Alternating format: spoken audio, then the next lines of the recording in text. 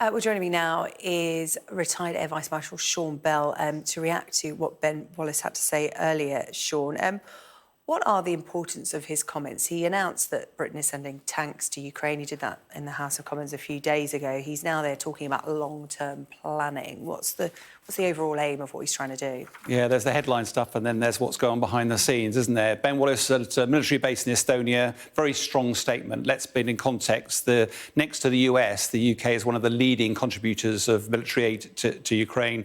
Mr Wallace pointed out, reiterated that the Challenger 2s were now being sent to Ukraine, up to 14 of them. But all of this is actually designed to increase pressure on European colleagues to match this support. And actually, in breaking news, literally in advance of the meeting tomorrow, 10 countries have already announced a raft of military aid, which is like air defence systems and extra training. So it'd be interesting to see what else gets reported tomorrow. More on that in a moment.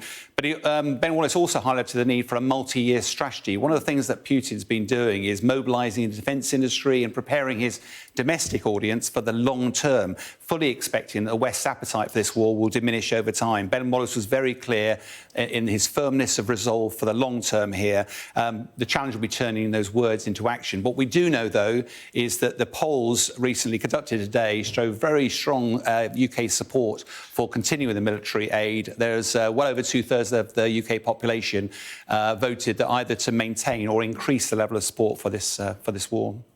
Ukraine, of course, welcomed the supply of tanks from the UK, but everybody's got their eyes on Germany because they want Germany's tanks. And explain to us why that is so important that Germany also steps up and provides them. Yeah, it's been interesting, the whole conversation about tanks, because Europe was very happy to support Ukraine when it was on the defence, but actually moving to the offence and providing things like tanks has risks being seen as escalatory, and that's put a little bit of concern in some European leaders' mind. President Zelensky has asked for at least 300 main battle tanks, so whilst the Challenger 2, 14 of them is welcome, it doesn't scratch the surface of what he actually needs. What he wants is Abrams tank, the American, or Leopard 2s. There are 2,000 of those in service around the world with 13 different nations. And even Poland has already said it's ready to donate a company's worth of these tanks, but it will only do that in concert with other nations contributing as well. Now, Germany controls the export licence for these, so no nation can forward them on to Ukraine without their support. That's why the US Defence Secretary is meeting with his German counterpart. Reports suggest that Germany will acquiesce if the US puts their Abrams tanks into Ukraine.